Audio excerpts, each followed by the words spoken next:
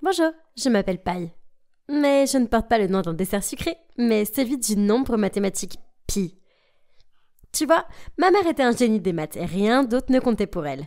Et elle voulait que je sois exactement comme elle. Paille, je ne t'ai pas gardé dans mon ventre pendant 3945,22 minutes et 30 secondes pour que tu sois une idiote. Allez, dis-moi, qu'est-ce qui vient après un trillion? Un dinosaure, maman? Ah, comment tu peux dire ça? Elle était folle de mes réponses.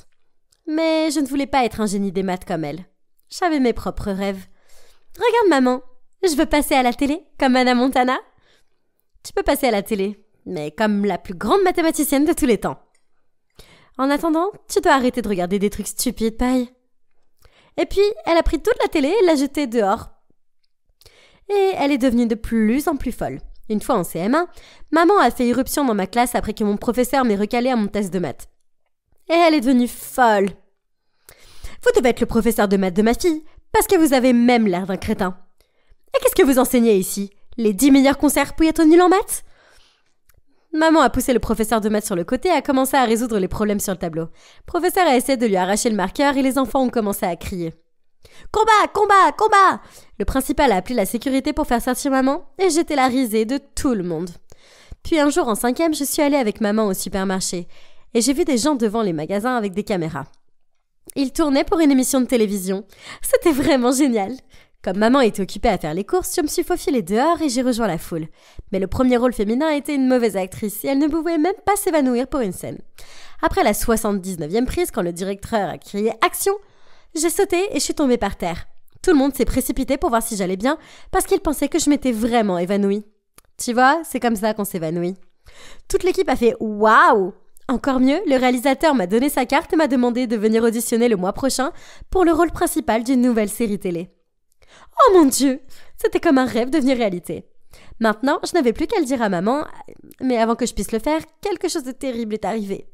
La nuit, je me suis soudainement réveillée parce que je sentais une odeur de brûlé. J'ai couru vers le bas et j'ai vu que toute la cuisine était en feu. J'ai rapidement attrapé l'extincteur et je l'ai pulvérisé partout. Mais ma manche a pris feu et j'ai crié. Maman est arrivée en courant et m'a emmenée à l'hôpital immédiatement. J'avais de grosses brûlures sur tout le bras gauche. Il m'a fallu des semaines pour m'en remettre. Et maman était la plus triste à ce sujet. Je suis tellement désolée. C'est de ma faute. J'ai mis du lait sur la cuisinière et j'ai commencé à travailler sur un problème de maths et j'ai complètement oublié pendant des heures. Pardonne-moi, chérie. Bien sûr, je savais que ce n'était pas sa faute, mais j'étais inquiète pour autre chose. Une vedette de télé avec des cicatrices de brûlure? Une semaine plus tard, je suis allée directement au studio du réalisateur pour l'audition et il était si excité de me voir. Mais au moment où j'ai retiré ma veste, tout le monde avait l'air horrifié. Oh, oh, c'est quoi ça sur ton bras? Comment j'ai pas vu ça ce jour-là? Je veux pas de quelqu'un comme ça. Ne me fais pas perdre mon temps, s'il te plaît, pars. J'ai couru à la maison en pleurant et j'ai fait un câlin à maman dès que je l'ai vue. Je lui ai tout dit et elle m'a fait la réponse la plus bizarre. Oh, ne sois pas triste. Maintenant que ton rêve est terminé, tu peux te concentrer sur les meilleures choses de la vie? Mon rêve n'était pas stupide. Je l'ai repoussé et j'ai couru jusqu'à ma chambre, claquant violemment la porte. Le lendemain matin, nous avons eu une invitée surprise sur le pas de notre porte, la nièce de maman Mia. Elle avait le même âge que moi et on allait vivre avec elle pendant un certain temps, puisque ma tante faisait du bénévolat en Afrique en tant que professionnelle de santé. Mais maman n'avait pas l'air contente du tout. Pourquoi moi? Elle aurait pu aller chez ses grands-parents. Comment je vais m'occuper des 2 enfants maintenant? Mia avait l'air un peu triste quand elle a entendu maman fulminer, mais j'ai fait en sorte qu'elle se sente très à l'aise en ma présence. Je lui ai fait visiter la maison et je lui ai demandé de dormir dans la chambre avec moi. Mais quand j'ai enlevé ma veste, Mia a soudainement crié. « Oh mon Dieu, c'est quoi ça sur ton bras? Oh, c'est une cicatrice de brûlure, n'aie pas peur. Oh, je suis tellement désolée d'avoir crié comme ça, ça a dû se faire très mal, non? » Et en disant ça, elle m'a pris dans ses bras. Mon Dieu, elle était tellement adorable. Plus tard dans la soirée, j'ai vu Mia griffonner quelque chose sur le bureau de maman. J'ai couru pour la prévenir, mais maman est arrivée plus tôt. Et elle était furieuse. Personne ne touche à mon espace de travail. Même pas toi. Je vais te mettre dehors si tu as abîmé quelque chose. Mais soudain, j'ai vu les yeux de maman presque exploser sous le choc. Oh mon Dieu, comment t'as résolu ce problème? T'es un génie, Mia. Oh, t'es la fille que j'ai toujours voulu. Je vais faire de toi le prochain Archimède. En un rien de temps, maman est devenue la meilleure amie de Mia, et je suis soudainement devenue sa moins bonne amie. Elle parlait de matrices et d'algèbre même à table et elle riait de blagues de mathématiques stupides. Qu'est-ce que le triangle dit au cercle ? Vous êtes inutile. Mon Dieu, j'étais vraiment en train de les détester. Quelques jours plus tard, j'ai été choquée dès que je suis entrée dans ma chambre. Toutes mes affaires avaient disparu. Quand j'ai demandé à maman ce qu'il en était, elle m'a dit qu'elle allait me déplacer au grenier pour que Mia puisse avoir plus d'espace pour travailler.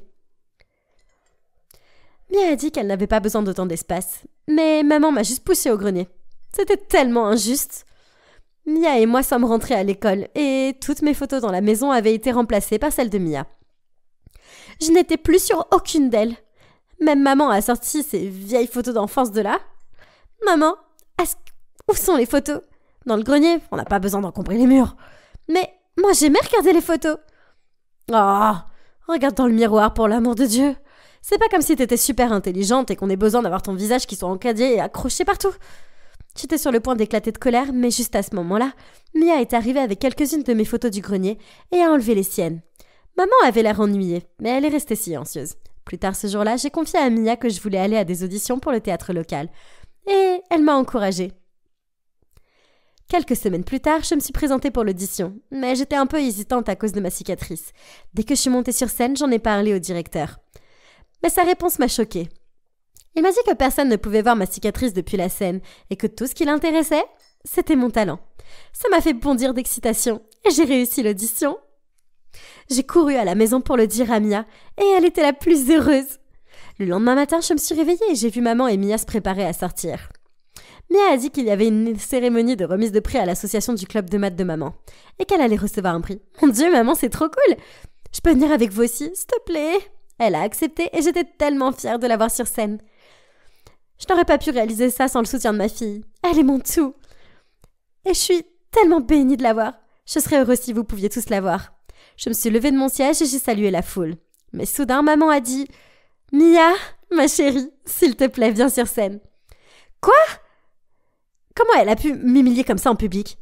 Ah ! Dès qu'on est arrivé à la maison, je l'ai confrontée. « Qu'est-ce que c'était, maman ? Comment tu peux me traiter comme ça ? Parce que c'est comme ça que tu m'as traité moi et ma passion. Tu n'as même pas essayé d'apprendre pour moi.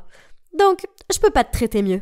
J'ai toujours voulu faire ressortir le génie qui est en toi. Mais toi, tu es tellement bête et folle avec ton rêve d'actrice débile. Assez, maman. Tu as raison, mon rêve est peut-être stupide. Mais c'est le mien et il est important pour moi. Tout comme ton rêve est important pour toi. Et tu as réussi. Je vais le faire aussi. Parce que je suis ta fille. Têtue et folle de mon rêve. Tout comme toi. Je me suis précipitée dans ma chambre et Mia est venue plus tard pour me consoler. Après ça, je n'ai pas parlé à maman pendant des jours. J'étais occupée à m'entraîner pour ma pièce C'est le jour J. J'étais sur scène dans le rôle de réponse, mais avant que je puisse commencer, j'ai vu maman dans la foule. Oh mon Dieu, qu'est-ce qu'elle faisait là ? Et juste au moment où je récitais mes dialogues, je suis devenue un peu trop émotive et j'ai mélangé mes sentiments avec mes dialogues. Tu avais raison, maman, mais le truc c'est que je voulais savoir qui j'étais et où était ma place. Je veux que tu sois fière de moi. Mais je ne veux pas le faire au prix de mon propre bonheur. Et juste au moment où j'ai terminé ma phrase, j'ai été choquée de voir maman m'acclamer dans la foule et essuyer des larmes sur ses yeux. J'arrivais pas à y croire. Est-ce que je l'avais rendue fière ? À la fin de la pièce, maman est venue dans les coulisses et m'a serré très fort dans ses bras. Je suis désolée, Paille. Je ne savais pas que tu jouais si bien. Tu as tellement de talent. Et je suis désolée, je ne t'ai jamais pris au sérieux. J'ai été si aveugle. Mais je suis si heureuse que Mia m'ait emmenée ici aujourd'hui. Mia, oh mon Dieu, c'était la meilleure. Dès que je suis arrivée à la maison, je l'ai embrassée. Tu es la meilleure, Mia. Je t'aime. Maman est venue voir à la pièce et elle a adoré. On est allé de l'avant et on a fait la fête toute la nuit. Mais beaucoup plus tard, je me suis réveillée avec un certain bruit et j'ai vu Mia se faufiler hors de ma chambre. Qu'est-ce qui ne va pas ? Je l'ai suivie et ce que j'ai vu ensuite m'a choquée jusqu'aux os. Elle copiait les recherches de maman sur un disque dur et effaçait toutes les données de son ordinateur. « Mia, arrête, qu'est-ce que tu fais ?» Et pour la première fois, j'ai vu une expression vraiment étrange sur le visage de Mia. Et ce n'était vraiment pas gentil. « Oh mon Dieu, pas toi ! Va-t'en, rien que de te voir, ça me fait chier. »« Quoi ? Qu'est-ce que tu veux dire ? Je pensais que ma tante irait voir ta stupide pièce et t'humilierait. Mais il s'avère qu'elle s'est aveuglée pour son amour maternel stupide pour toi et qu'elle est fière de ces trucs stupides que tu fais. » alors qu'en réalité, je suis censée être la seule dont elle devrait être fière. Sa vraie fille géniale. Mon Dieu, je savais pas que t'étais si maléfique depuis le début. Je te voyais comme ma véritable sœur. Oh, arrête ce stupide discours émotionnel. Je te déteste et je pars pour de bon. Mais avant ça, je vais prendre ce qui est à moi. J'ai travaillé sur cette recherche aussi, et maintenant, je vais la vendre pour des millions. Non, je ne peux pas te laisser faire ça à maman. Et en disant ça, je lui ai sauté dessus. Et rapidement, on a commencé à se battre. Et maman est arrivée en courant après avoir entendu tout ce bruit. Maman, Mia essaie de voler toutes tes recherches pour les vendre pour de l'argent. Non, elle ment. Elle est jalouse de moi et de mon lien avec toi, alors elle veut nous séparer maintenant. C'est elle qui les a volés parce qu'elle te déteste. S'il te plaît, ne lui fais pas confiance. Maman nous a séparés et elle a tenu Mia fermement dans ses bras. Non, tu mens.